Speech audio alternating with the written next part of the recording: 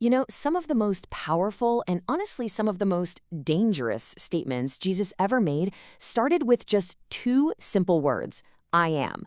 Now, on the surface, they might sound like just simple descriptions, but as we're about to see, for the people who first heard them, these were claims of cosmic importance.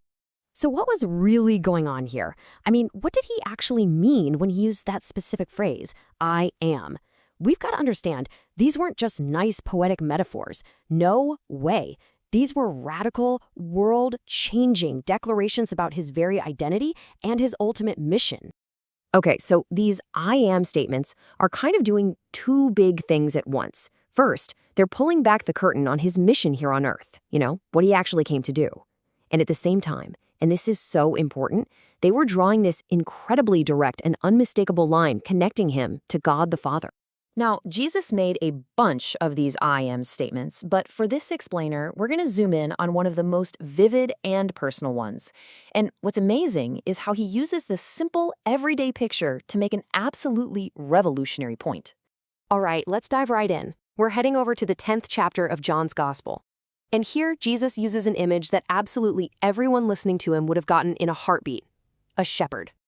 And there it is. He says, I am the good shepherd. But, and this is key, he doesn't just leave it there. He immediately tells us what that means. See, the ultimate sign of a truly good shepherd isn't just about knowing where to find the best grass. It's about being willing to give up everything, even your own life. Okay, to really feel the punch of this statement, we need to understand the background. Jesus wasn't just telling a nice story here. Oh no, he was drawing a very clear and honestly, a very dangerous line in the sand. He was setting himself up in direct opposition to the religious leaders of his time. And the contrast is just, wow, it's black and white.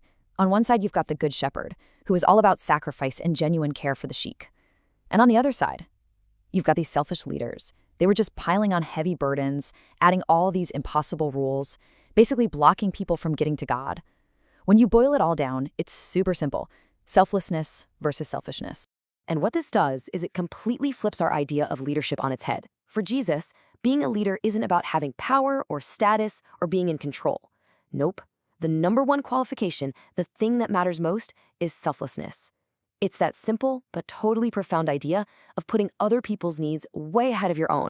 And this whole idea of a shepherd's care would have immediately reminded people of one of the most famous passages in the entire Hebrew Bible, Psalm 23.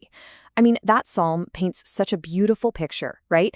It shows that a shepherd's job isn't just about keeping the sheep alive. It's so much more. It's this active, gentle care, leading them to peace, restoring their very soul, and guiding them onto the right path.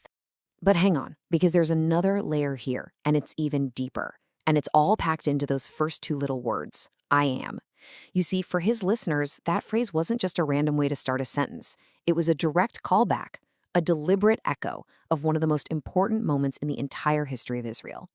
To get this, we've got to rewind all the way back to the book of Exodus.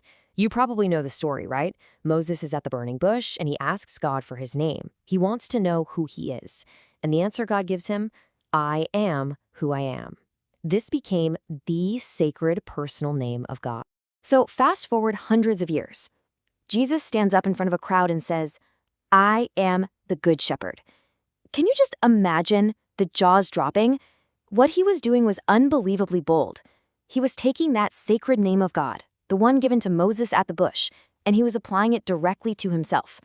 This wasn't just him saying he was like a good shepherd. He was claiming to be the divine shepherd, right there in the flesh. And this is where the whole thing shifts. It stops being just some abstract theological idea and becomes something really personal. Because this isn't just a history lesson. It's presented as a living, breathing invitation that's still open to all of us today.